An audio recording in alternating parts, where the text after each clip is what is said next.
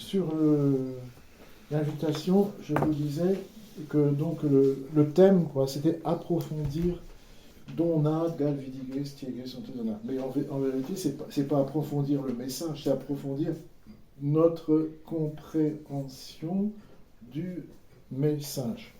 Alors, donc, en début d'année, c'est bien de se rappeler que, bon, ben, si on s'appelle Tieges Santezana, c'est que on a une façon de prier Sainte Anne, de regarder le mystère de Sainte Anne, qui est un petit peu différent de ce qui se fait trop généralement, disons, hein, souvent on dit ça. On parle toujours de Sainte Anne, la grand-mère. Enfin, ça, là, c'est encore des trucs complètement revus et corrigés à la façon, comment dire ça, sociologique, c'est même pas mondaine, je dirais, quoi. Comme si on parlait comme ça autrefois. Alors Sainte Anne, alors tout ça pour dire, ah, c'est important les grands-mères dans le cadre de la transmission de la foi. Ça fait longtemps que les grands-mères ne vont plus à la messe. Bon, on sait ça. Puis, oui, il faut prier pour les petits dans l'église. Oui, voilà, c'est ça, c'est pareil. Voilà. Bon. Alors, ça tourne en rond. Bon, alors donc, c'est important, quand on vient ici, de contempler le mystère de Sainte Anne d'une autre façon. Hein, c'est ce qu'on essaye de faire. Et donc, où est-ce qu'on trouve ça? Eh bien, on trouve ça dans Kanarpoglu, dans à Léor Bues, le livre de vie dans Kanarpoglu. C'est là qu'il y a toute une explication de comment on regarde Sainte Anne. Et on a le chant Canem Tieges Santezana. On va refaire une édition en 52 couplets là, qui reprend tout ça en musique. Ce qu'on chante à la fin, Clodor, Troudou, et voilà. Bon, et là on trouve cette vision spéciale que nous avons sur Sainte Anne. Et je vous rappelle aussi nos bougies aux couleurs de Sainte Anne. Ça aussi, c'est quelque chose à comprendre. Et on ne l'a pas inventé, c'est traditionnel. Le vert, l'or qui est jaune, et puis le violet ou mauve, selon comment. Bon, voilà. Donc ça, c'est des choses qui font la différence. Donc, si vous venez ici, ben, si on passe à côté de ça, ça n'a pas de grand intérêt. Hein, voilà. Et puis il y a aussi l'histoire. Donc, ça, j'ai écrit un truc là, à l'occasion du jubilé là, sur l'histoire des apparitions, parce que ça aussi, il y a des choses différentes à dire. Bon, ça c'est une chose. Une autre chose, pour approfondir la vocation de Tieges Santezana, pour la mieux comprendre, eh bien, c'est la carte de Bretagne. On a fait une carte donc des évêchés bretons. Bon, ça, il y en a plein sur Internet. Mais dans la nôtre, il y a les micro-pays. Bon, c'est discutable parce qu'il y a des différences de point de vue, mais c'est pas grave. L'avantage, c'est que ça donne occasion, une porte d'entrée, vers toute la richesse culturelle de chaque petit pays, pays de Gourin, pays du Fawet, pays Pourlette, pays, etc. Voilà. Et que ça fait prendre conscience, et ça, on voit bien, bon, nous, souvent, on n'a pas la méthode. Hein. Nous, on n'est pas pédagogue pour un sou. Bon, ça viendra, on sera vieux. Eh bien, mais c'est comprendre qu'on rentre dans un combat. Parce que la Bretagne, des départements, c'est une machine justement pour détruire cette Bretagne-là, la Bretagne traditionnelle. Voilà, c'est vraiment important de comprendre. Et je crois que les catholiques sont mal disposés à le comprendre. Parce que l'Église est tellement compromise, c'est-à-dire corrompue avec le système, qu'on en vient à parler d'Église en Finistère. C'est une aberration théologique. Église du Morbihan. On ne se rend pas compte. C'est normal. Mais ça ne peut pas exister. Ça. Quand on est catholique ou orthodoxe, c'est pareil. L'Église, elle naît autour d'un évêque qui a un siège. De quoi est-ce qu'on parle là, quand on parle de l'Église en Finistère? On parle d'un département. On parle d'un département. Il y a un assujettissement total de l'Église à la pensée du monde. Alors, ce qui fait qu'on passe pour des complètement déboussolés quand on dit ici c'est la Cornouaille. Alors, bon.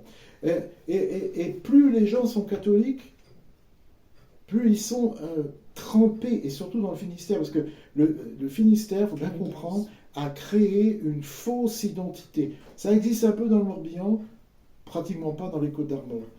Le Finistère, c'est comme si c'était traditionnel, si vous voulez, d'être finistérien. C'est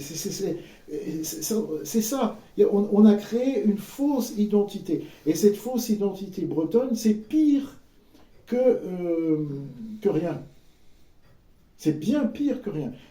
Alors, je répète toujours la même chose. Si vous avez envie de comprendre ça, un de ceux qui en a le mieux parlé, c'est Xavier Graal, en français. Lui, il a vraiment parlé de cet assujettissement de l'esprit. Et c'est un cancer de l'esprit, un véritable cancer.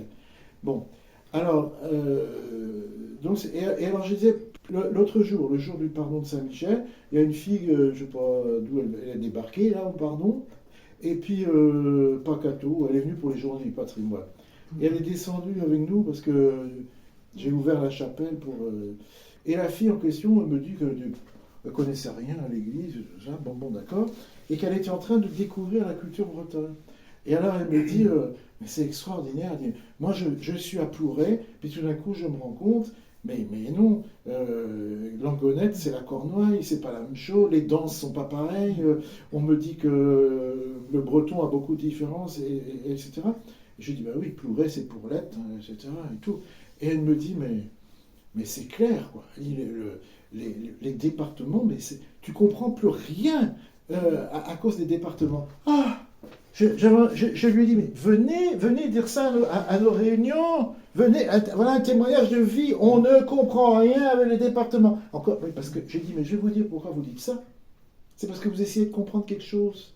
C'est toute la différence. Si vous essayez de comprendre quelque chose, là vous voyez le problème. Si vous vous laissez endoctriner depuis votre naissance avec des choses qui ne tiennent pas, bon, et ben forcément, alors vous posez aucune question. Donc vous dites, ben oui, c'est comme ça, c'est normal. Alors ici, on est dans les Côtes-d'Armor, mais foutez-moi la paix avec les Côtes-d'Armor, parce que c'est pas de ça dont on parle. On est bien obligé de se taper. Moi, je ne suis pas un extraterrestre. On se tape ces choses-là du matin au soir, avec l'administration, etc. Mais ça, c'est autre chose. Là, on ne vient pas ici pour remplir des papiers d'administratifs. On est là pour découvrir la Bretagne dans son histoire. Et son histoire, elle est là. Hein. Elle est dans les pays. Elle est dans les pays. C'est quand même extraordinaire. Alors, il faut qu'on se rende compte que visiter la Bretagne, comme on fait quand on fait nos sorties, c'est une grâce et c'est un bris. C'est un privilège. Et c'est une responsabilité. On prend une responsabilité. On va dans ces lieux comme pour ça peut paraître orgueilleux, mais c'est pas du tout ça, c'est prophétique, pour leur redonner leur histoire, pour leur redonner la vérité de ce qu'ils sont. Xavier Graal avait cette parole extraordinaire en français. Il disait, la proue de l'Occident, la Bretagne, est devenue la godasse de l'Europe, comme l'Italie. L'Italie du Sud. Moi, je retrouve ça dans mes racines italiennes, c'est pareil. C'est ça. Alors, Gourin, qui est devenu le bout du monde de la préfecture de Vannes. Encore l'autre jour, on m'a dit, parce que Roudealec, c'est pas dans le Finistère. Non, ce n'est pas dans le Finistère, mais c'est en Cornouaille. Alors là, on te regarde, tiens, je ne sais pas qu'est-ce qu'il raconte, ceci.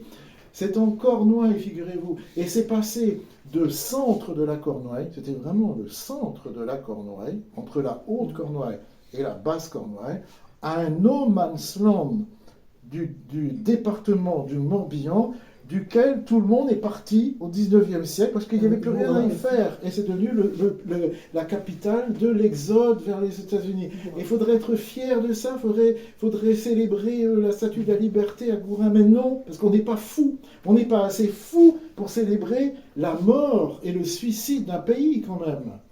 C'est une folie, ça. Qui c'est qui est fou? C'est nous qui revendiquons la vérité historique de ce pays, ou c'est ceux qui dépensent des dizaines de milliers d'euros pour faire une statue de la liberté, pour dire « Ah, c'est formidable, les Bretons sont allés aux États-Unis ».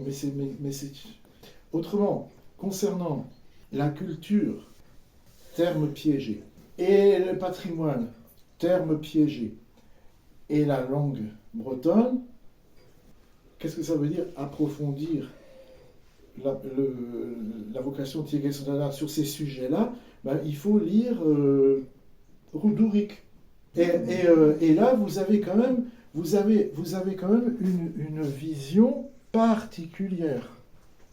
C'est quand même particulier.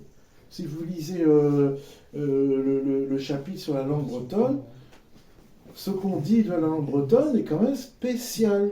C'est particulier. Ce qu'on dit de l'histoire de Bretagne est spécial. Encore faut-il le lire. Et quand je dis spécial, ça veut dire que ça conditionne la façon de. D'accord? Ça conditionne la façon de. Mais nous sommes conditionnés. Mais on ne s'en rend pas compte. Et si on lit, si on se confronte à la parole de Dieu, si on se confronte un peu aussi à nos textes fondateurs, forcément, il y a quelque chose. Ah ben oui, en effet, oui, c'est pas comme ça que. On a besoin de remettre les choses en ordre puisqu'elles sont complètement en désordre. Et puis, ce que j'ai envie de vous dire aussi, une petite exhortation, c'est que parfois je me demande si les uns et les autres on se rend compte, c'est une grâce, c'est un privilège, et c'est une responsabilité. Et là, qu'est-ce que vous voulez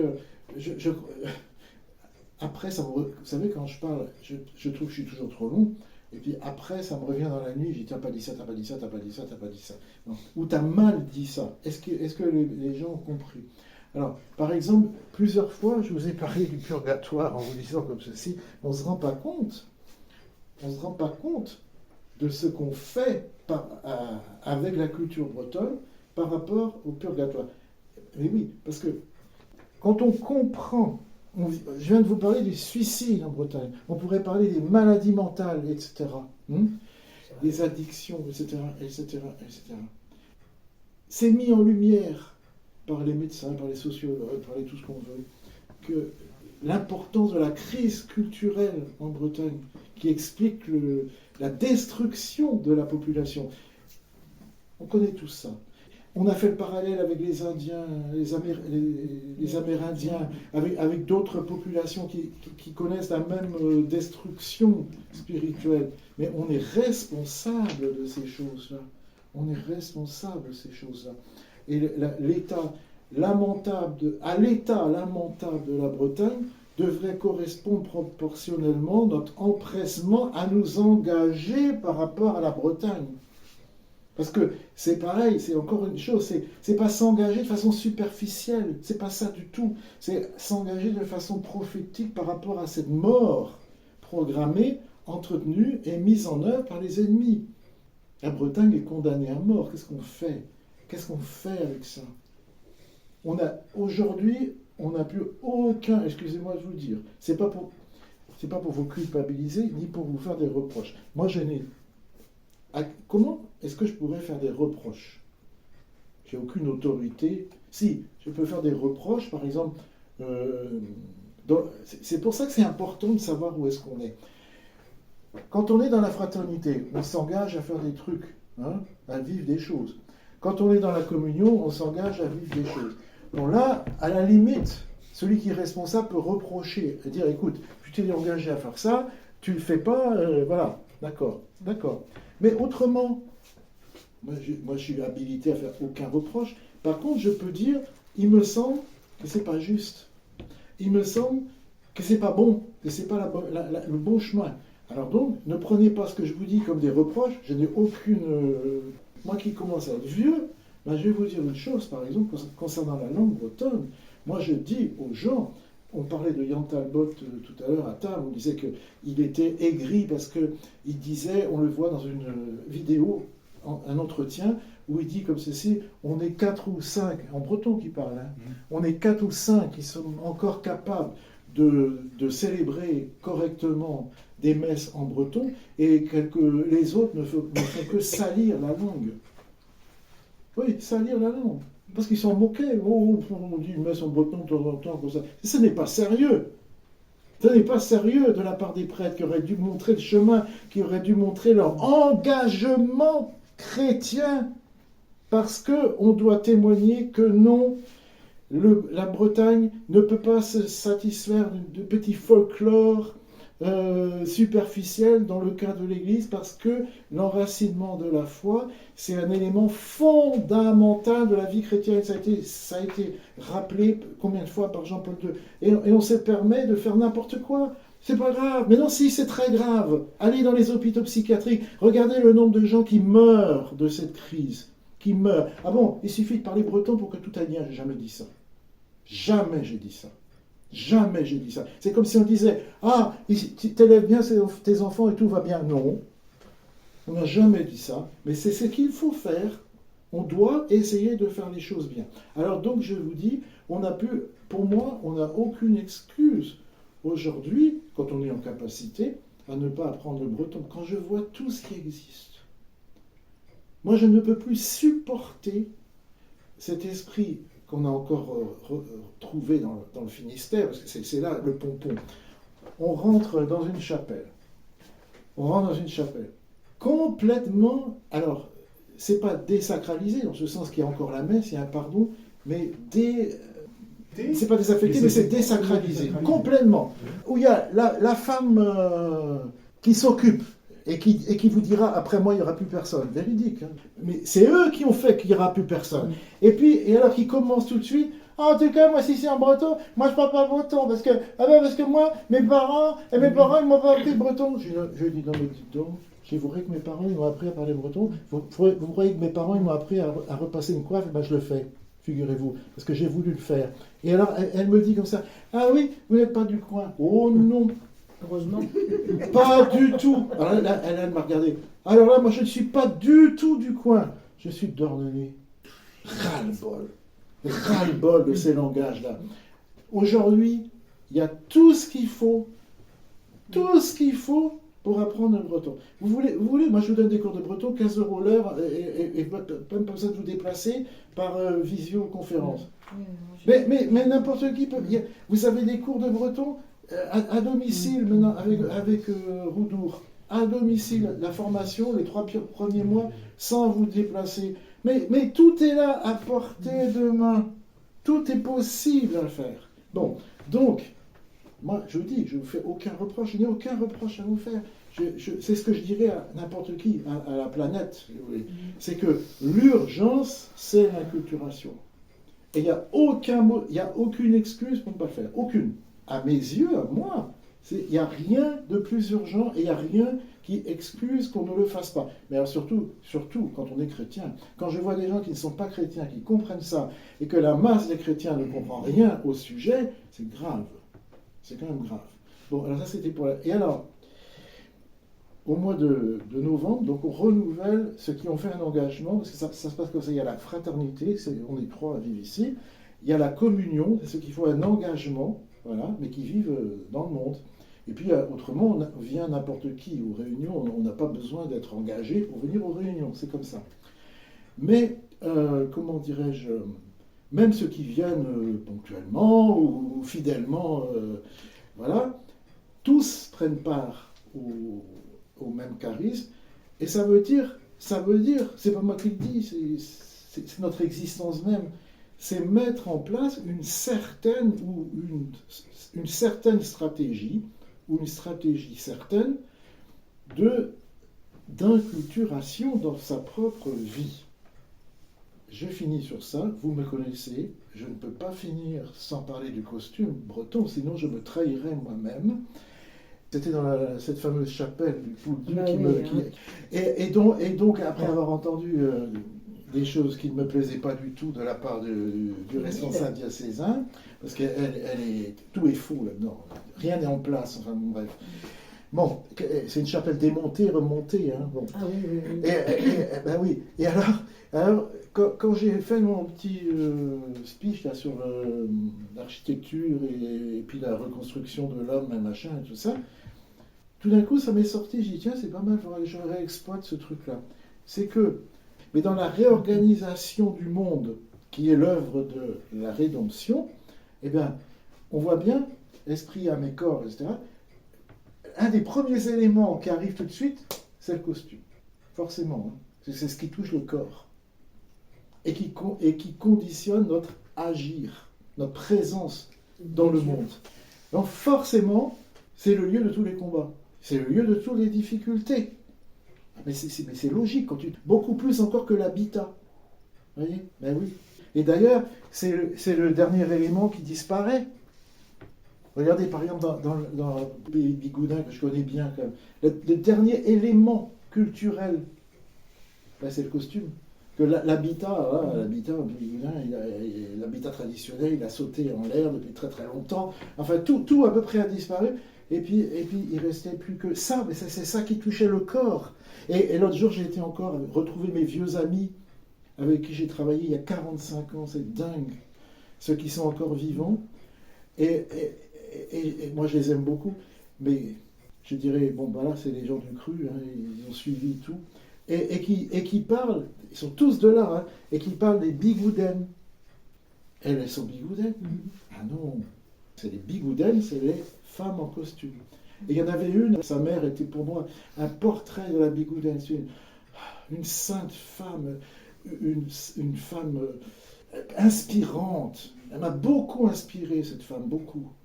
Eh bien, je dirais, il y avait des siècles quand tu rencontrais cette femme. À la fin du pardon, elle me dit, on a vu des films, on me voit entouré de bigoudaines, ça m'émeut énormément, c'est toute ma jeunesse. Et elle m'avait dit comme ça à la fin du pardon, sa mère était encore là en costume, elle me dit, eh bien nous, on verra, normalement, on verra le temps où il n'y aura plus de bigoudaines, et ce sera dur. Et je lui ai dit, tu es bigoudaine? Ah non, elle m'a dit, je parle de... C'est dur. C'est donc déjà dur en elle. Mais c'est très dur, c'est affreux, mais c'est jamais dit. C'est jamais dit tout ça. C'est dessous. Et leurs enfants, ils sont où? À Paris, aux États-Unis. Qui a acheté la maison des parents? Des étrangers, des bourgeois, des gens qui viennent mais qui aiment bien mettre des photos de bigoudaines au-dessus de leur cheminée. Ah ben oui, forcément. Et le drame de la Bretagne, oui, ce drame terrible pour lequel on existe. Dieu a permis qu'on existe après tout ce qui nous est arrivé. Moi, je crois que c'est à cause de ça. Ce n'est pas à cause de nous. C'est à cause de ça. Et puis nous, dès qu'on commence à montrer qu'on est un peu vivant, les autres se réveillent. Et qui sont les autres alors? Ah ben cette question-là m'amuse un peu. Quand j'étais plus jeune, moi je suis de Douarnenez. Alors à Douarnenez, on avait des militants et on avait Père Dénès. Et Père Dénès, c'était un client dans ma famille. Il venait faire ses courses chez mon oncle et ma tante. Et alors, un jour, je m'en parlais comme ça avec Père Dénès. Et alors il dit, moi je le connaissais comme un professeur de l'université, puis jamais... Il faut comprendre que moi, j'avais jamais imaginé qu'un jour, je puisse parler en breton avec Père Dénès. Après, mais ça a été des années de cheminement pour... Bon, et alors donc, je parlais avec lui, et alors il disait, il y avait d'autres personnes, et il disait comme ceci, « moi ça m'amuse, ces gens qui vous disent comme ceci, mais au fond, qui c'est qui vous empêche d'être breton, qui c'est qui vous empêche de parler breton, etc. » Et je lui ai dit, mais faites-le. Et là, vous allez voir. Moi, c'est la seule réponse. J'ai envie de vous dire, soyez chrétiens et bretons dans l'église. Vous allez voir là, les ennemis arriver. Ah, évidemment, si vous ne le faites pas, vous ne les voyez pas. Vous êtes dans leurs mains, vous leur mangez dans la main. Mais à partir du moment où, c'est d'ailleurs comme ça, je raconte toujours les mêmes choses, hein, c'est comme ça que j'ai rencontré Peur-d'Enès à la Poste. La première fois, j'étais à la Poste à Dornay, puis je vois un monsieur qui s'agite, qui parle fort, etc. Parce que on lui avait refusé son courrier. Et il y avait des lettres qui ne lui parvenaient pas parce que l'adresse était marquée en breton. Pourtant, Douarnenez, c'est Douarnenez. Hein, c'est facile, Douarnenez, ça ne change pas. Mais le reste, quoi. Strédaris, qui habitait, etc. Ah non, non, monsieur, il faut mettre en français, etc. Et alors, moi j'avais 14 ans. Et il a eu cette phrase extraordinaire. Et c'est après, j'ai dit, qui c'est ce monsieur? Parce qu'il a dit comme ceci. Enfin, mais où est-ce qu'on est? Ou écrire une adresse en breton, c'est encore aller contre, je ne sais plus quoi, comment il a dit, contre la République ou contre les lois. Mais où est-ce qu'on est ici? Mais qui parle comme ça? Mais il est génial ce monsieur-là, quoi. Moi j'ai trouvé ça, mais c'est vrai, quoi. En fait, on n'a pas droit d'être breton. Mais évidemment, si tu ne fais rien, mais tu ne remarques pas. Mais à partir du moment où tu commences, tu fais un chèque en breton. Ah non, on ne veut pas de ça. Tu commences. Alors, vous êtes de nationalité française? Ah non, non, excusez-moi, non, je suis citoyen français, mais je suis nationalité bretonne. Quoi? Mais vous dites n'importe quoi. Alors, vous voulez l'église en Finistère? Ah non, moi je suis catholique. Hein. Moi je suis catholique, l'église en Finistère, ça c'est pas catholique. Et là, vous commencez, là, les ennemis, ils conciliabulent, hein. Je peux vous dire, et vous devenez l'homme, la femme à abattre. Vous ne me croyez pas? Libre à vous, faites-en l'expérience. Je vous le dis, faites l'expérience. Si vous ne dites rien, moi j'ai été dans un séminaire qui était l'abomination de la désolation. Bon, quand vous fermiez votre gueule, tout allait bien. Mais quand vous posiez des questions, comment ça se fait que dans la ratio des séminaires renouvelés sous Jean-Paul II au niveau international, on a marqué la théologie de saint Thomas sera la théologie, la base, machin. Mais dans le séminaire de Rennes, il n'y avait pas une demi-heure de saint Thomas en 7 ans. D'accord? Moi, je voudrais être dans un séminaire comme ça, quoi, où on enseigne saint Thomas. Et vous faites convoquer, et qu'est-ce qu'on vous dit? Tu dois être malade, il faut que tu ailles voir un médecin. C'est tout. Dès que vous commencez, si vous ne réagissez à rien, mais vous allez dans le courant, vous ne remarquez même pas que vous êtes poussé par le courant. Mais après le moment où tu dis, ah non, moi ça passe pas par moi. Moi en tout cas, pour amener ça à vous, comment développer dans votre vie, que vous soyez engagé ou pas, une stratégie d'inculturation.